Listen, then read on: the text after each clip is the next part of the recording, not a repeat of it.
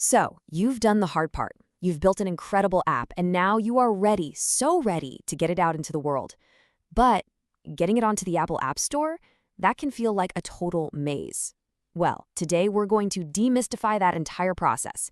We're going to walk through step by step exactly how to get your app published. First, let's just talk about the why. Why go through all this trouble? The App Store gives you direct access to a potential audience of over 1 billion iPhone and iPad users around the globe. That's the huge, incredible opportunity that's waiting right on the other side. And that's the big question, isn't it? Because Apple is, let's be honest, famous for its strict quality standards and a really rigorous review process. It's all designed to make sure every app is secure, high quality, and reliable. Our goal today is to make that whole thing feel a lot less intimidating and actually completely manageable. To do that, we've broken it all down into 5 clear stages. We'll kick things off with getting your official access, then we'll prep the app itself, build its storefront, walk right through the submission, and then finally, we'll talk about what happens after you go live. Okay, first things first, you can't just walk in the front door. You need a key to get into Apple's ecosystem, and that key is your official ticket to entry, the Apple Developer Program. So what is this thing exactly? Think of the Apple Developer Program as your all-access pass. It is a mandatory membership, and it gives you absolutely everything you need to build, test, and distribute your app. We're talking essential tools like Xcode and TestFlight. This is the non-negotiable first step. And let's just be upfront about the cost, right? There is an annual registration fee for this program. It's $99 a year. This fee keeps your membership active and, keeps your apps available on the store. Now, right away, you have a key choice to make. Are you publishing this app just as yourself or as a full-on company? An individual account is going to be perfect for personal projects, and it'll list your name as the seller. But for a business, you'll need an organization account, which lists your company's legal name. It's a really important distinction, so make sure you pick the one that actually fits your situation. All right, with your developer account all set up, it's time to get technical. This part is all about making sure your app is polished, stable, and totally ready for Apple's inspection. Seriously, this checklist is going to be your best friend if you want to avoid an instant rejection. You have got to test your app on different iPhones and iPads. Make sure it runs smoothly on the latest iOS. Squash every single bug you can possibly find. And here's one that trips people up all the time. Make sure you remove any placeholder text or test data from the final version.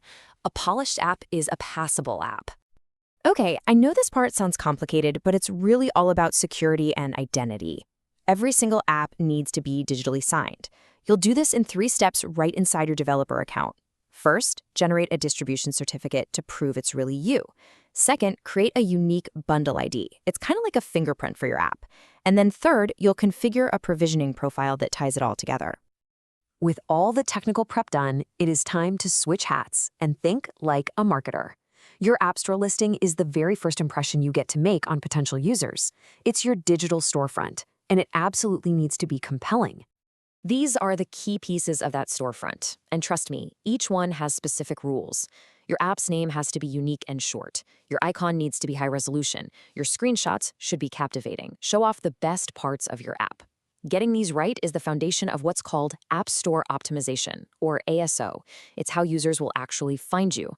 And super crucial point here, if you collect any user data at all, a link to your privacy policy isn't optional, it's required. And hey, don't just take it from me. Here's a direct warning from Apple's own guidelines. Be honest. Be clear in your descriptions. Don't try to cheat the system by stuffing it with a bunch of irrelevant keywords. Just explain what your app does and who it's for. Authenticity will get you so much farther than any trickery. Okay, deep breaths. Your app is polished, your storefront is ready, the tension is building. We are now at the final hurdle, submitting everything to Apple for their official review.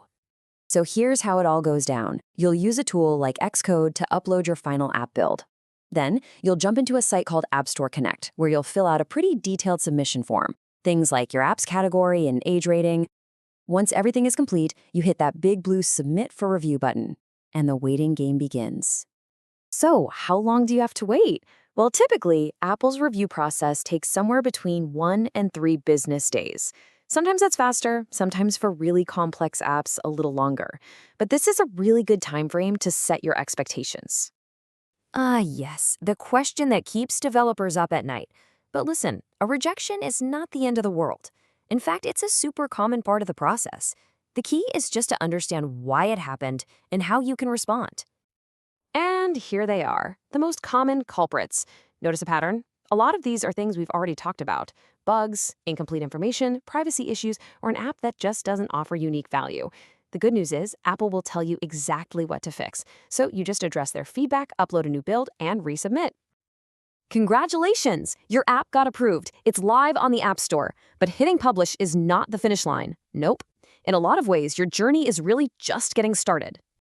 A successful app is a living, breathing project. This means you've got to monitor its performance, listen to your users by actually reading and responding to reviews, and this is the most important part, keeping it fresh with regular updates that fix bugs and add new features. And this is the ultimate takeaway for long-term success, right here. Regular updates do so much more than just keep your current users happy. They also send a signal to the App Store's algorithm that your app is active and well-maintained, which can actually boost its ranking in search results. It's a win-win. So you've done it.